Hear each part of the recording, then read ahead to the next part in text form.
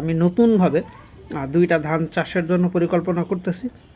সরাসরি আজকে আমাদের গ্রামের পাতর বাজারে মূলত ধানের এই গাছগুলা সংগ্রহের জন্য পাকিস্তানি লং বাসমতি এবং ব্ল্যাক রাইস এই দুইটা নতুনভাবে চাষের পরিকল্পনা চলতেছে, প্লাস কাজও শুরু করছি।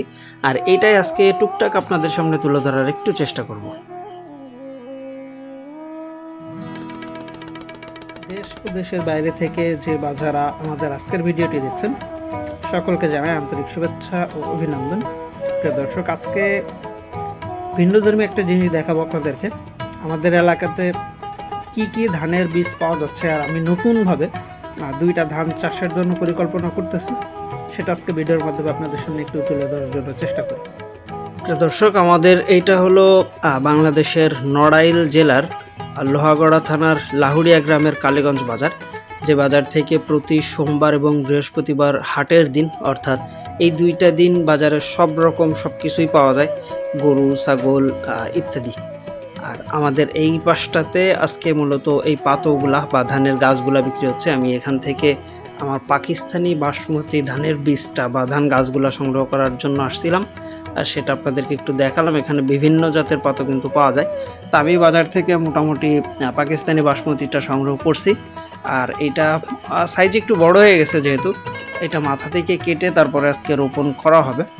আমার 20 শতাংশের একটা জায়গাতে আমি রোপণের জন্য আজকে বেশ কিছু পাতো কিনে নিয়ে আসছি। এইটার ধানগুলা বিক্রি হচ্ছে বর্তমানে দেখলাম বাজারে প্রায় 480 টাকা থেকে 500 550 টাকা কেজিতে, যেটা আপনারা চাইলে ধানও সংগ্রহ করতে পারেন। আর এটা আমাকে চাষের জন্য, যেহেতু আমি জানেন আপনারা যে আমি দীর্ঘদিন যাবৎ শুধুমাত্র এই লতি কচু চাষের সাথে আছি, তা এই ধান চাষটা কিন্তু আমার কাছে একেবারেই নতুন। আমি মূলত এটার যে ভাত, ওই ভাতের উপরে প্রেমে পড়েই কিন্তু এই পাকিস্তানি লং বাসমতি ধান নিজে চাষের একটা পরিকল্পনা করতেছি। আর যার জন্যই আমার এইটা আজকে রোপণ করা। তা মূলত আমাকে রোপণের সময় বেশ কয়েকটা মূল্যবান বিষয় চাষি ভাই বলে দিছে, যেটা আজকে আপনাদের সামনে একটু তুলে ধরার জন্য চেষ্টা করব। প্রথম কথা হলো, এই গাছগুলোতে ইউরিয়া সারটা খুবই কম পরিমাণ ব্যবহার করতে হয়, কারণ ইউরিয়া সার অতিরিক্ত ব্যবহার করলে গাছগুলো পড়ে যায়। মানে হালকা পাতলা বাতাস হলেও গাছগুলো পড়ে যাওয়ার একটা চান্স থাকে, যার জন্য ইউরিয়া সারের পরিমাণটা খুবই কম ব্যবহার করতে হবে। আমি আসলেই জানি না যে ধানের জমিতে কিভাবে ব্যবহার করা লাগে।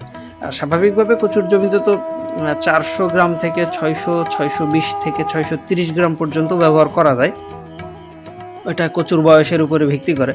তো ধানের জন্য যে কী পরিমাণ দিতে হবে সেটা জানি না, তবে শুধু এতটুকু জানি যে কম দিতে বলছে।